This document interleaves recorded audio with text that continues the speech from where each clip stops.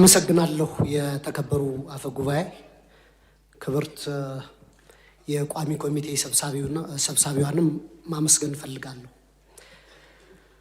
እኔም ማንሳት የምፈልገው ጥያቄ ከኔ በፊት የተናገሩት የምክር ቤት አባል ከተናገሩት ጋር ይያያዛል። እንደሚታወቀው አገራችን ውስጥ በተለይ የቻይና ዜጎች የሚሳተፉባቸው በተደጋጋሚ በሚዲያ የምንሰማቸው የታወቁ ወንጀሎች አሉ። በተለይ በዋነኝነት ጎላ ብለው የሚታዩት ሁለት ወንጀሎች ላይ ነው። የህገወጥ የማዕድን ማውጣት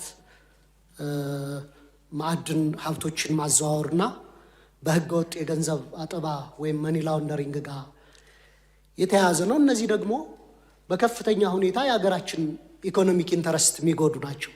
በከፍተኛ ሁኔታ የሀገራችን ጥቅሞች የሚጎዱ ናቸውና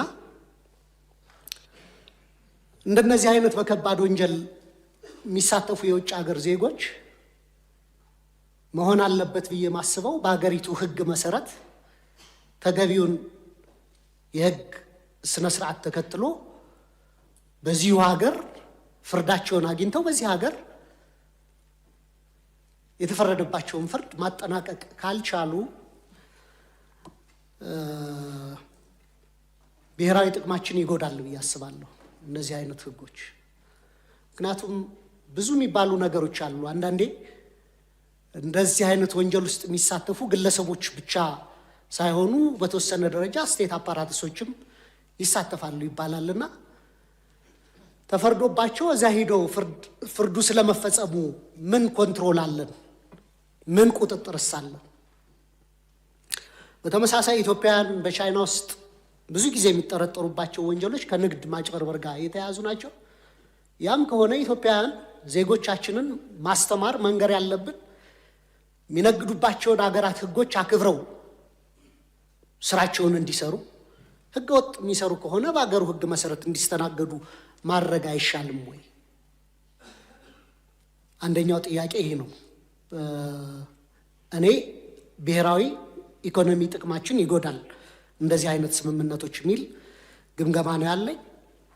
ሁለተኛ ከቀጣይም ከቀረቡት ረቂቆች ጋር የሚያያዘው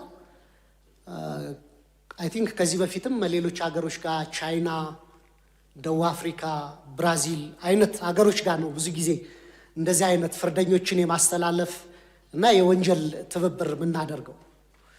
ከምዕራቡ ዓለም ጋር ግን እንደዚህ አይነት ህጎችን እንደዚህ አይነት ስምምነቶችን ስናረጋ አይስተዋልምና እዛ የምንፈልጋቸው ወንጀለኞች ስለሌሉ ነው ወይ? እነዚህ ሀገሮችስ የሚፈልጉት ስለሌለ ነው ወይ? ትኩረታችን ብዙ በዲሞክራሲ ያልገፉ በሰብአዊ መብት ጥበቃ ካልገፉ ሀገሮች ጋር እንደዚህ አይነት ስምምነቶችን መንግስት እያደረገ ያለው በዚህ ላይ ማብራሪያ ቢሰጥ ለማለት ነው። በጣም አመሰግናለሁ። እሺ፣ አመሰግናለሁ የተከበሩ አፈ ጉባኤ። የተነሱ ጥያቄዎች በጣም ጥሩ ጥያቄዎች ናቸው። እኛም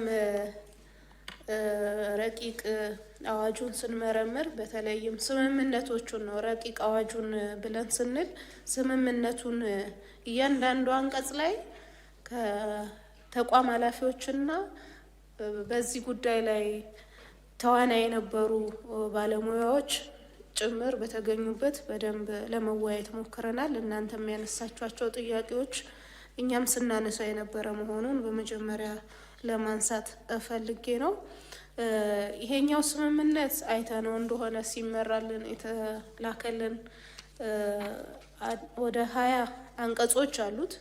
በስሩ ደግሞ በርካታ ንዑስ አንቀጾች አሉት። እያንዳንዱ አንቀጽ በሚገባ በምናይበት ጊዜ የሚያሳየን ነገር ምንድነው? አንደኛ ሁለቱም ሀገራት በፈቃዳቸው ተስማምተው ፈልገው ለመፈጸም የተፈራረሙት ስምምነት ነው። ይሄን ስምምነት የሕዝብ ተወካዮች ምክር ቤት ሲያጸድቀው ወደ ተግባር የሚገባበት ስርዓት ነው ያለው። ይህ ከሆነ ከባላንስ ጋር ተይዞ ወይም አንዱን ሀገር አንዱ ሀገር ላይ ተጽዕኖ ይፈጥራል በሚል ስሜት የተነሳው ጥያቄ በተቀመጠው አንቀጽ መሰረት እንጂ ከዛ ውጪ ተጽዕኖ የሚያደርግበት ምንም አይነት ምክንያት ሊኖር አይችልም። የተጻፈ ህግ ነው። በተጻፈው ህግ መሰረት ተስማምተው ለመስራት ወደ አንድ መጥተዋል። በዚህ መንገድ ነው ተፈጻሚነት የሚኖረው እንጂ የትኛውም ሀገር በአንዱ ሀገር ላይ ተጽዕኖ የሚፈጥርበት ምክንያት ሊኖረው አይችልም ማለት ነው። አይተነው ከሆነ መግቢያው ላይ መጀመሪያ ላይ በእንካ ለእንካ መርህ ነው የሚፈጸመው። አንደኛው ሀገር በስምምነቱ መሰረት ህግ አክብሮ ፈጽሞ ሌላኛው ባያከብር ቀጣያኛው ሀገር ሊያከብር አይችልም ማለት ነው። እነዚህ ሀገራት ደግሞ ቀጣይነት ያለው ግንኙነት የሚያደርጉ ሀገራት ናቸው፣ የነበራቸውም ሀገራት ናቸው። ለረጅም ዓመት በዲፕሎማሲው መስክ በተለያየ መስክ በኢኮኖሚው፣ በኢንቨስትመንቱ፣ በንግድም ግንኙነት ያለን ሀገር ነን። ቀጣይም እየተጠናከረ የሚቀጥል ነው። ስለዚህ ከሆነ በዚህ ሀገር ውስጥ የዜጎች እንቅስቃሴ ጠንካራ ስለሚሆን በእንዲህ አይነት ሁኔታ ስምምነት አድርጎ ስራዎች መስራት፣ ወንጀል የመከላከል ስራ መስራት አግባብ ስለሚሆን ነው። እሱ ብቻ አይደለም። አንድ ሰው በህግ ቁጥጥር ስር ውሎ ወይም ደግሞ ፍርድ አግኝቶ ፍርዱን በሚጨርስበት ጊዜ ሰብአዊ ክብሩ፣ ሰብአዊ መብቱ ሊከበርለት ይገባል። ለአብነት እንውሰድ። የኛ ሀገር ዜጋ ቻይና ተፈርዶባት የምትገኝ አለች አይደል? ሚዲያ ላይ ሲሰራጭ የነበረ ናዝራዊት የምትባል። ስለዚህ እቺን እህታችን ለመመለስ እድል ይከፍታል ማለት ነው። ልክ እንደዚህ እነሱም የነሱ ዜጎች ወደ ሀገራቸው ሄደው በሚያውቁት ቋንቋ በሀገራቸው በማህበረሰባቸው ውስጥ ፍርዳቸው እንዲጨርሱ እንጂ ልቅ ሆነው እንዲለቀቁ የሚያደርግ አይደለም። አንደኛ ይሄ ህግ ምን አለው? ቅድም ያነሳችሁት ጥያቄ ወንጀል የሰራ ሰው ሀገሩ ሲሄድ ይለቀቃል የሚል እንድምታ የለውም። በፈለግን ጊዜ እዛ ሀገር ሄደን እስረኞቹን መጎብኘት የምንችልበት ስርዓት አለው። እነሱም በተመሳሳይ ከዛ ሀገር ፍርድ ያገኙ ሰዎች እዚህ ሀገራችን መጥተው በፈለጉ ሰዓት ማረሚያ ቤት መጥተው የሚያዩበት ስርዓት አለው። አሁንም አሉ።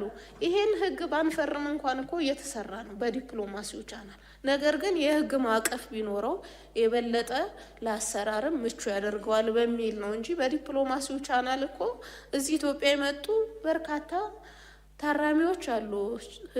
ቻይና ሀገር ላይ ፍርድ ተፈርዶባቸው አሁን እየታረሙ ያሉ፣ እኛም የመስክ ምልከታ ስናደርግ ያገኘናቸው ማለት ነው።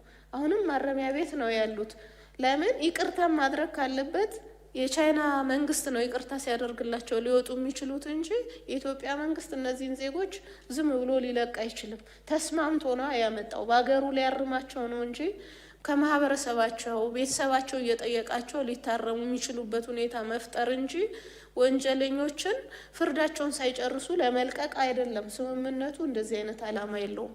በተመሳሳይ እኛም ወደዛ ሀገር የሚላኩ ሲሆን እዛው ሀገራቸው ላይ የሚታረሙበት የኛ ኤምባሲዎቻችን አስፈላጊ ሲሆን ፍትህ ሚኒስቴር እነዚህን ፍርደኞች የሚጎበኝበት በማንኛውም ጊዜ የሚችልበት ሁኔታ እንዳለ መታወቅ መቻል አለበት።